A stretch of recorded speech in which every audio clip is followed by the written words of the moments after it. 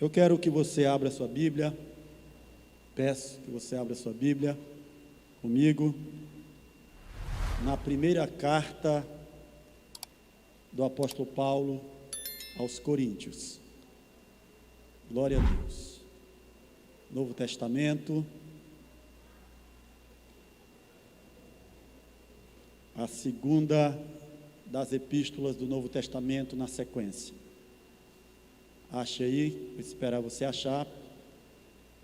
Depois dos Evangelhos, Romanos, Atos, Romanos e 1 Coríntios.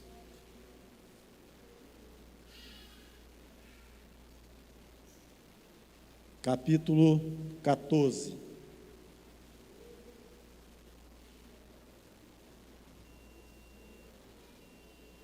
Eu quero ler apenas um versículo, o versículo de número 26.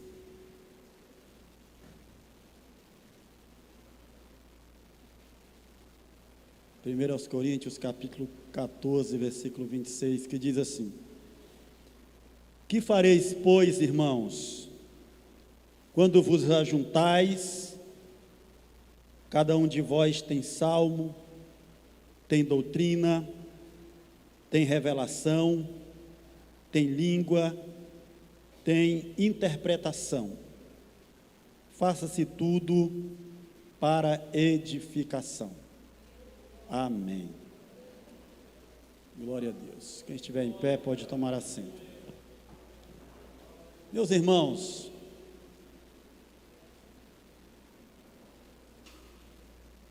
a igreja do Senhor, o corpo de Cristo,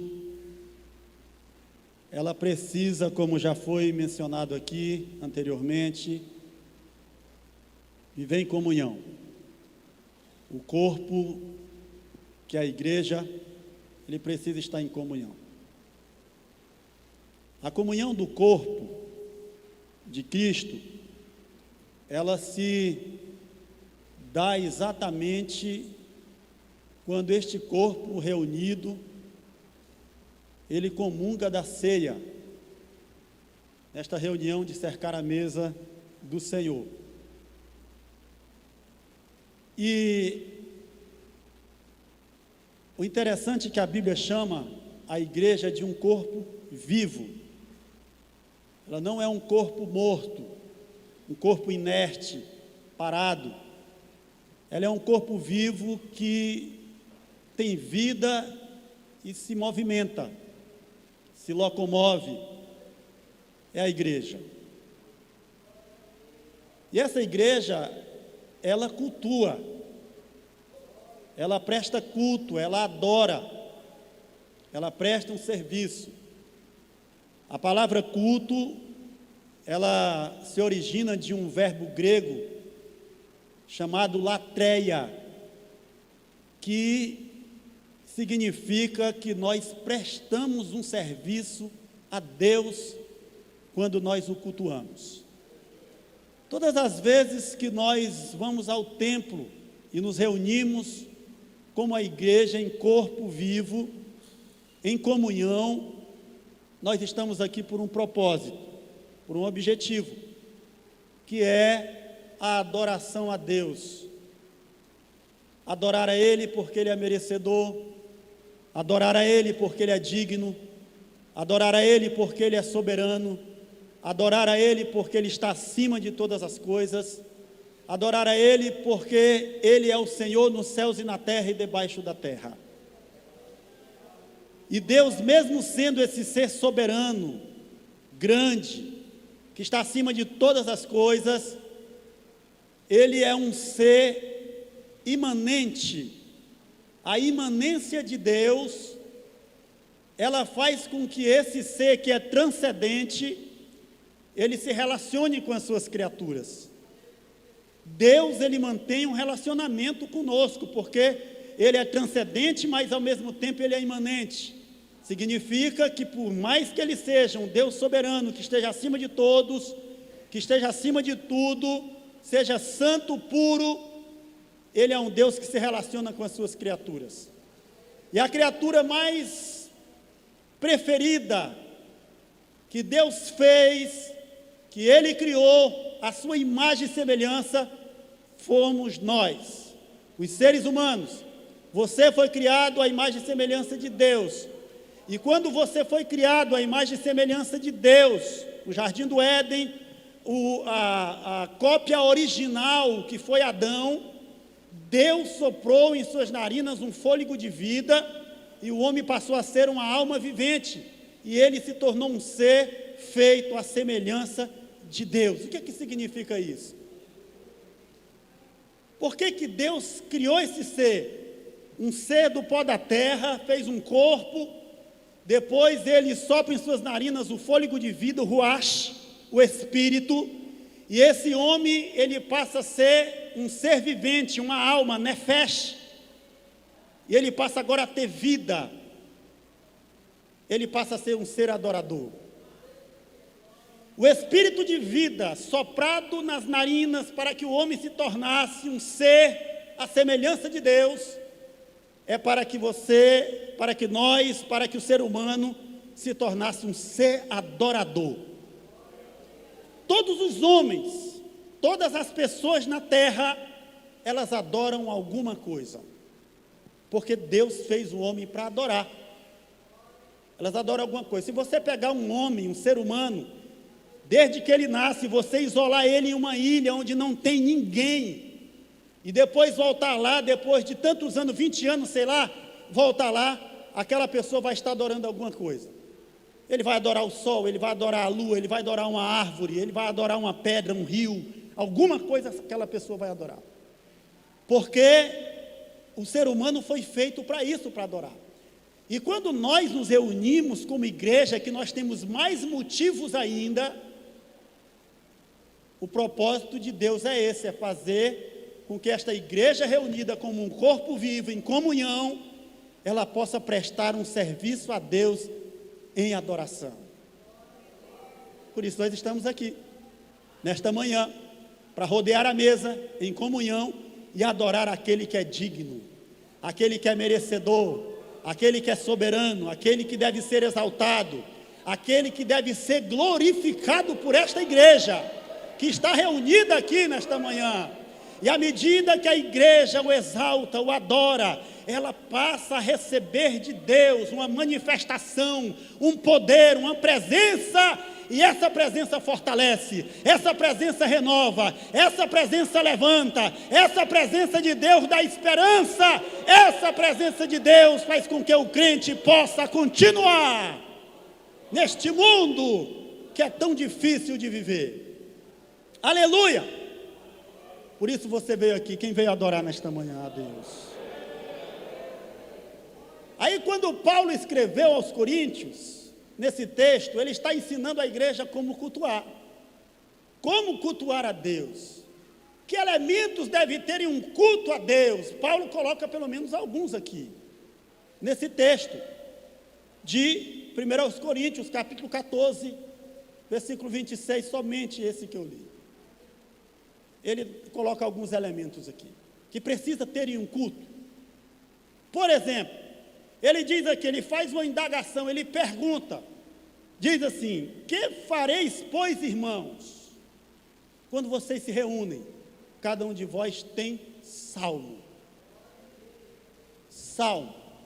A Septuaginta, que é uma tradução, que é chamada tradução dos 70, essa tradução ela foi feita para traduzir o Antigo Testamento hebraico para o grego, e foi chamada de Septuaginta, porque ela foi feita por 70 anciãos, essa tradução.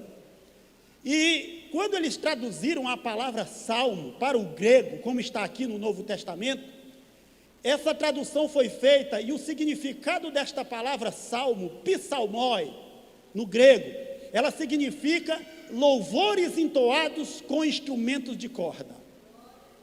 Então, quando Paulo está dizendo aqui que a igreja se reúne e cada um de vós tem salmo, ela está dizendo assim: quando vocês se reunirem, vocês devem cantar. Quando vocês se reúnem, vocês devem louvar.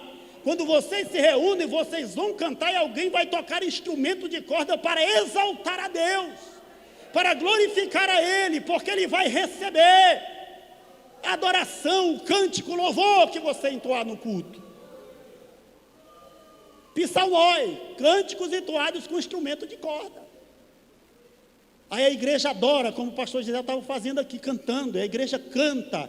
Os irmãos que têm o dom, os irmãos que são da descendência de Ejubal, né? Que é o que criou instrumentos de corda, né?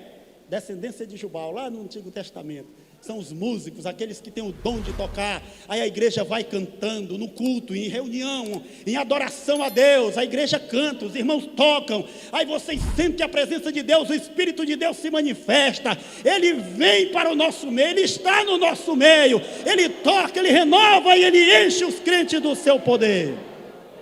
Aleluia! Por isso que quando você estiver no culto, no templo, estiver aqui reunido como igreja neste corpo vivo, você não pode ficar sem adorar a Deus. Porque tem gente que não adora. Tem gente que ele sai de casa triste, pensando nos problemas. Ele entra no templo, o culto é uma bênção, os irmãos adoram, cantam, louvam, os irmãos exaltam a Deus, o pregador pega, o culto acaba e ele sai pior. Não sei como é que pode. Parece que ele não está nesse corpo vivo, né? Porque o corpo é vivo. E parece que ele não está de corpo presente no culto. Ele está no culto, mas parece que não está de corpo presente. Vez ou outra ele dá umas bocejadas, assim, que parece que vai deitar mesmo no banco. Você está num lugar onde você veio para cultuar a Deus. Irmãos, eu falo sempre isso na congregação. O culto é mais ou menos 1h30, o culto que a gente faz, nossa reunião. E eu fico impressionado como é que as pessoas se arrumam, saem de casa, vêm para o culto, muitas das pessoas, e elas não entendem qual é o propósito de estar aqui. Para adorar a Deus e cultuar o nome dEle. Aqui nós deveríamos esquecer de tudo que a gente deixa lá fora. Pelo menos deveria ser isso, nosso pensamento, e o que estivesse em nosso coração. Esquecer. E chegar aqui e nós levarmos nosso pensamento ao céu para adorar o Senhor. Para cultuar o nome dEle. Para exaltar. Glória a Deus.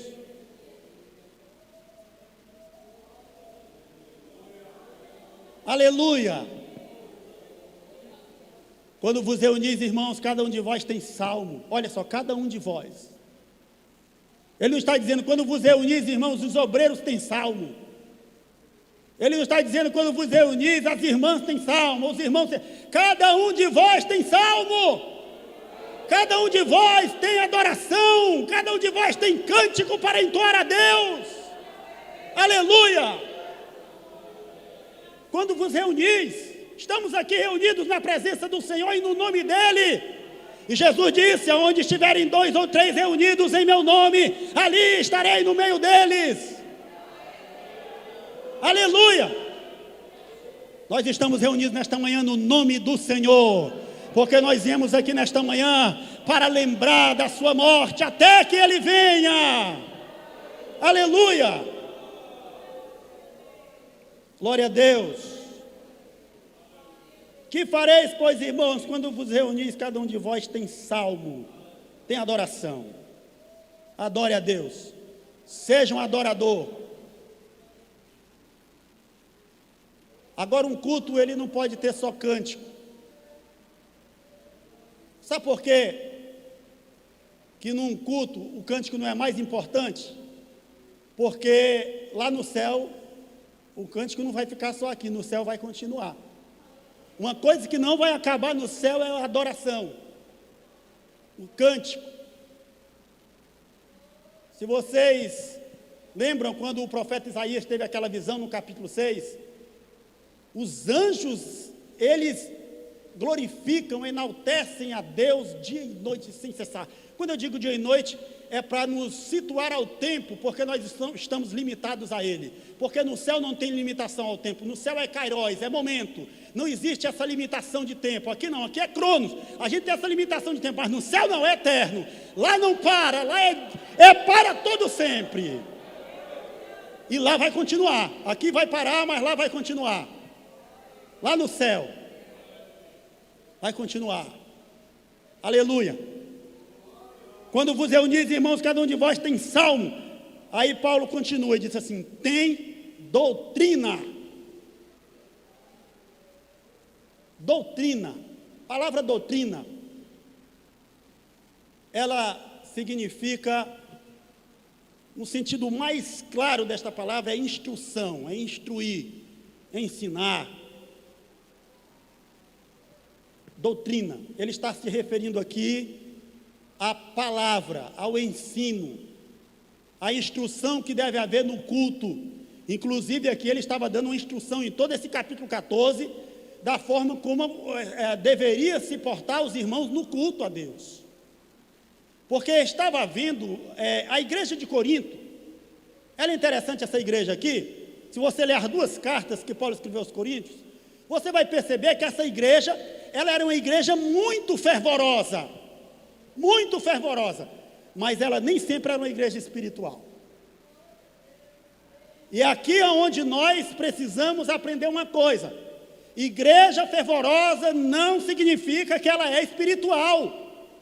Uma igreja fervorosa não é sinônimo de espiritualidade. Porque tinha muitos irmãos carnais nessa igreja.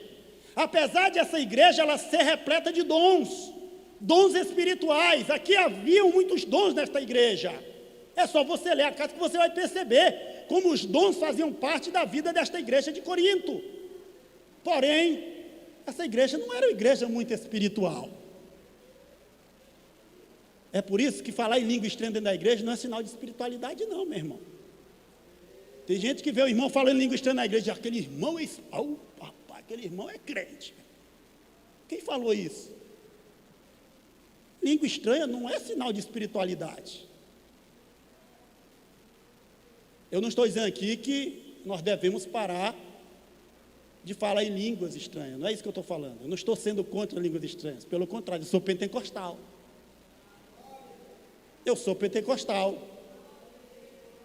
Nós somos pentecostais, a Assembleia de Deus é uma igreja pentecostal. Mas é justamente por ser pentecostal que nós devemos instruir a respeito disso, para que não haja no meio da igreja modismos, ensinamentos errôneos, espúrios que tem por aí afora, para que essa igreja seja uma igreja equilibrada no poder de Deus, no Espírito. Porque tudo que se faz dentro de um culto a Deus, ele precisa ser racional. Olha o que Paulo diz aos Romanos no capítulo 12, versículo 1, ele diz assim: rogo-vos, irmãos, pela compaixão de Deus, que apresenteis o vosso corpo em sacrifício vivo, santo e agradável a Deus, que é o vosso culto racional. Culto é racional, um culto que tem ensino, um culto que tem instrução, um culto que tem doutrina, é um culto racional. Irmãos, vou dizer uma coisa para você: a pessoa mais cheia do Espírito Santo que ela tiver dentro de um culto, o Espírito Santo não tira ela da sua racionalidade. O Espírito Santo, ele não arrebata o teu espírito do teu corpo e deixa você lá para... Não, irmão. Todo culto é racional. O Espírito Santo, ele não tira a racionalidade de ninguém. Ele enche, ele toca. O crente se alegra, mas ele não tira a racionalidade. Então, tudo que se faz, você sabe o que é que você está fazendo. Tanto é que Paulo, quando ele está falando aos Coríntios, em outro texto, ele diz que, quando ele está falando referido ao profeta, ele diz assim: o espírito do profeta é sujeito ao profeta. Sabe o que significa isso? Ele está dizendo: por mais que Deus te encha, até para você levar uma mensagem profética, o teu espírito controla aquilo que Deus te dá. É isso que ele está dizendo. O espírito controla, o teu espírito controla aquilo que Deus te dá. Quer um exemplo? Por exemplo, digamos que nós estamos num culto aqui, e o pregador esteja pregando aqui, e aí de repente alguém no meio do culto recebe de Deus uma mensagem profética para entregar para alguém. Aquela pessoa que recebeu, ele pode esperar o culto terminar, chamar aquela pessoa em particular e entregar aquela mensagem de Deus para aquela pessoa. Ele não precisa levantar no meio do culto, sair andando quando o pregador está pregando e ir lá entregar essa profecia. Ele não precisa fazer isso. Porque naquele momento quem está com a mensagem profética é quem está pregando. E Deus não é desorganizado. Alguém diz assim: ah não pastor, mas está impedindo o irmão de profetizar. Não, é porque quem está com a mensagem profética é quem está pregando. É para ele que Deus está dando autoridade de entregar a mensagem profética de Deus naquele momento. É por isso que as mensagens que se prega aqui, ela precisa ter pelo menos um tripé, pelo menos essas 3 características. Ela precisa ser bíblica, ela precisa ser cristocêntrica e ela precisa ser profética. Porque hoje nós não temos mais profetas à semelhança do Antigo Testamento, mas aquele mesmo ministério profético do Antigo Testamento, ele ainda está hoje operando no meio dos crentes, quando o pregador está pregando aqui para a igreja. A mensagem profética de Deus para a igreja. O espírito do profeta é sujeito ao profeta. Ele tem controle sobre aquilo que Deus entrega para ele. Tem controle. E aí Paulo está falando aqui, olha, quando reunir tem salmo, tem doutrina, ensino, palavra. Quando você vai num culto por aí, que as pessoas só cantam e não tem pregação, não é um culto completo. Culto tem que ter pregação da palavra de Deus. Culto tem que ter ensino da palavra de Deus. E eu volto a dizer outra coisa aqui: púlpito não é lugar da pessoa estar contando história de carunchinha. Púlpito é lugar de pregar a Bíblia. Culto é lugar de pregar a palavra de Deus. Quando alguém vem para cá pregar, ele tem que pregar a Bíblia. A Bíblia, esse livro aqui, olha, 66 livros para você pregar. Não é subir aqui e ficar contando história de carunchinha, da roça, não sei de onde, aí passa o culto. Não, irmãos, os irmãos vieram para o culto para ouvir a palavra de Deus. Os irmãos estão sedentos para ouvir a palavra de Deus, para ouvir o ensino, para ouvir a mensagem de Deus na vida deles. Então o culto tem que ter pregação da palavra de Deus, tem que ter ensino. Já para concluir, Paulo diz assim: cada um de vós tem revelação, tem língua, tem revelação. Tem revelação, tem língua, tem interpretação. Nessa sequência. Isso aqui nós podemos classificar como uma característica da manifestação dos dons espirituais que precisa ter na igreja. Agora deixa eu dizer uma coisa para você. Às vezes nós cometemos um erro também. Muitos cometem um erro de achar que os dons espirituais são mais importantes do que o fruto do Espírito. E aí a gente comete um equívoco. Dons espirituais não podem antecipar o fruto do Espírito. Dons espirituais, sem o uso do fruto do Espírito na vida do crente, ele se torna meninice. Meninice, modismos. Aí começa a gente derrubar a gente dentro de igreja, aí já leva o lençol, as pessoas já levam o lençol. Antigamente levavam um lenço, como o pastor estava pregando aqui na festa, né? Antigamente as pessoas levavam lençol, hoje levam lençol para cobrir gente derrubada dentro de igreja. E tem gente que gosta dessas coisas, irmão. Aí sai derrubando gente no meio da igreja. Me lembro que uma vez aqui, estava tendo uma festa das irmãs, há uns anos atrás, e uma irmã estava aqui pregando no sábado de manhã, e ela começou a fazer um movimento, e ela já começou a derrubar as irmãs aqui. Aí o pastor Valdemar levantou e disse assim: epa, levanta. Mandou levantar. As irmãs levantaram assim todas, né, meio sem graça. Aí ele disse assim: crente é para levantar, não para cair.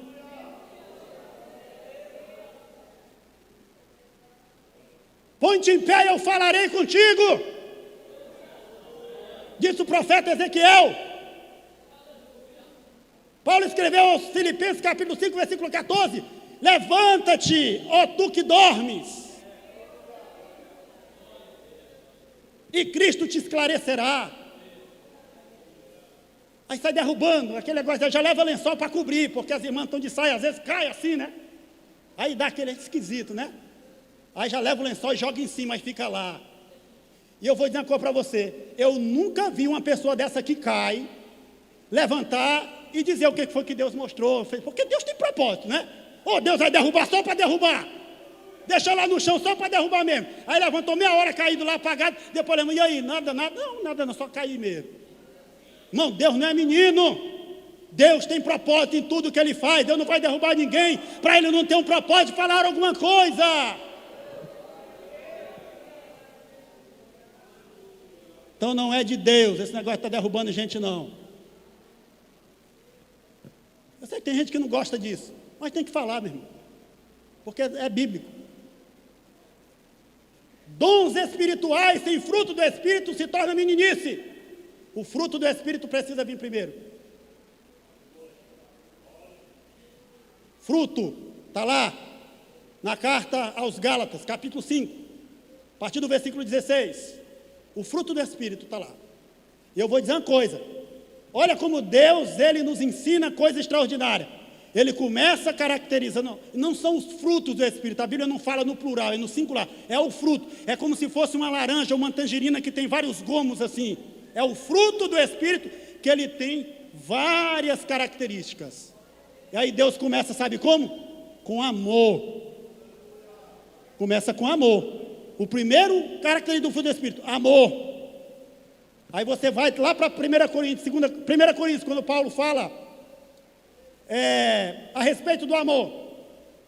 Aí Paulo vai dizer assim, ainda que eu falasse a língua dos homens e dos anjos, e não tivesse amor, nada seria. O amor é a base de tudo. Por isso que Deus coloca isso. É a base para estruturar, para dar equilíbrio, porque quando você faz com amor, você não quer aparecer. Quando você faz com amor, você não se exalta. Quando você faz com amor, você é humilde. Quando você faz com amor, você não quer se aparecer para se amostrar. Quando se faz com amor, faz para a glória de Deus e não para a minha glória. Faça com amor, porque quando faz com amor é para a glória de Deus. E tudo tem que ser feito para a glória de Deus. E não para a minha glória ou para a sua glória. Tire esse egocentrismo do teu coração. Faça que nem João Batista, que ele apareça, que ele cresça e que eu diminua. Aí Pedro diz assim, olha, crescei na graça e no conhecimento de nosso Senhor e Salvador Jesus Cristo. Se você crescer só na graça, você não vai conseguir ser um crente maduro, espiritual, equilibrado. Se você crescer só no conhecimento, você se torna cético. Você se torna formal. Você vai deixar a formalidade tomar conta de você.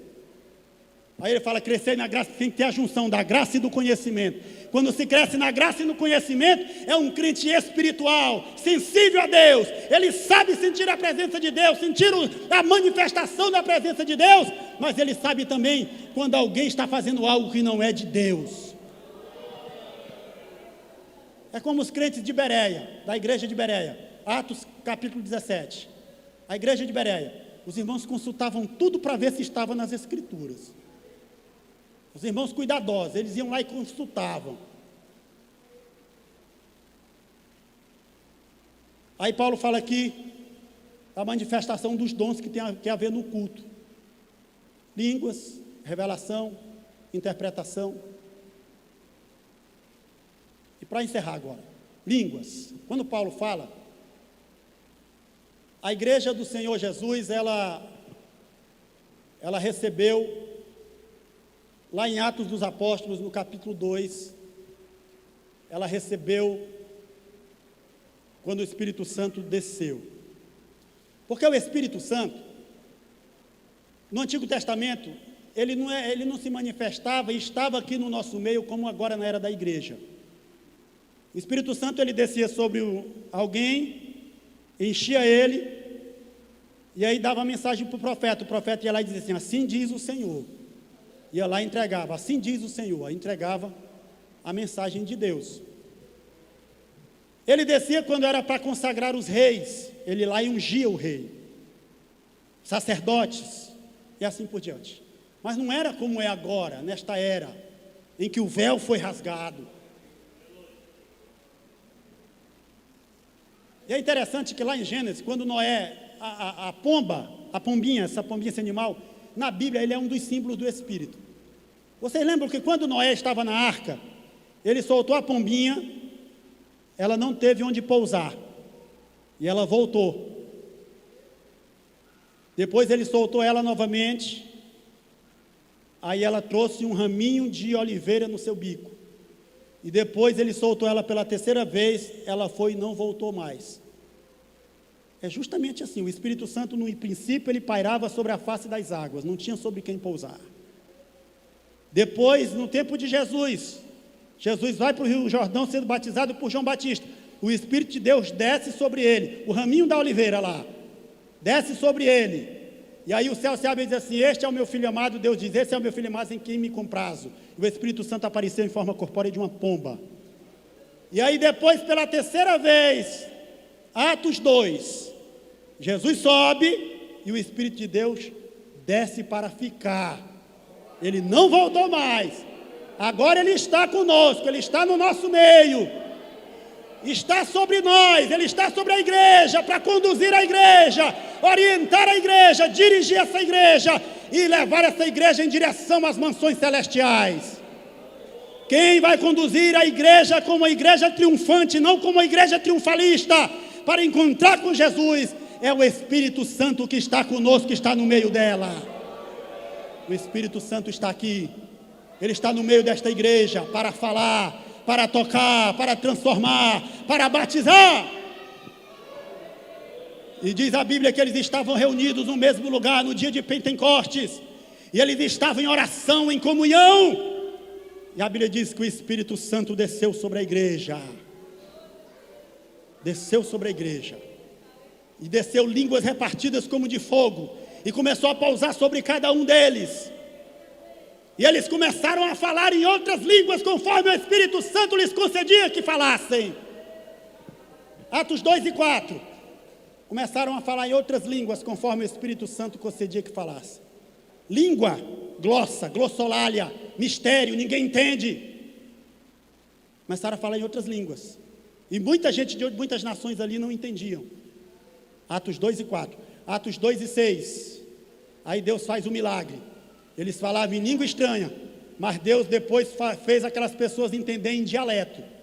E eles começaram a entender cada um na sua própria língua materna.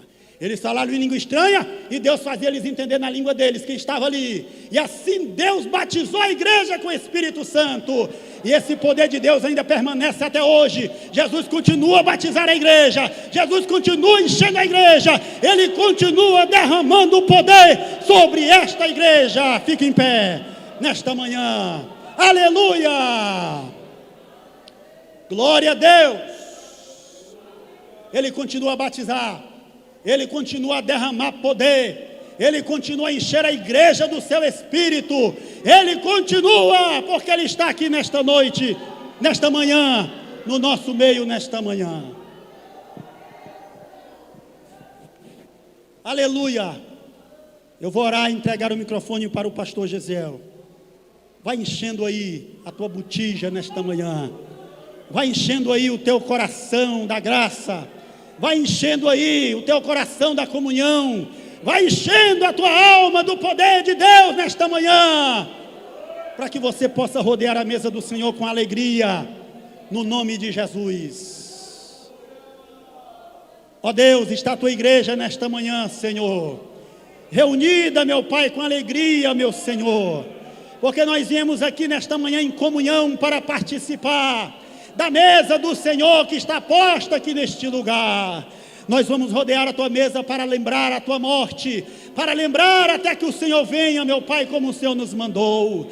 Nós queremos te pedir nesta manhã que o poder do Senhor possa tomar de conta da vida da tua igreja, da vida dos teus filhos, em comunhão, na oração e no partir do pão, e que essa comunhão permaneça, que essa comunhão esteja conosco, que esta comunhão possa nos conduzir para irmos em direção ao céu, porque esse é o propósito, esse é o objetivo, e nós glorificamos o teu nome por causa disso, no nome de Jesus.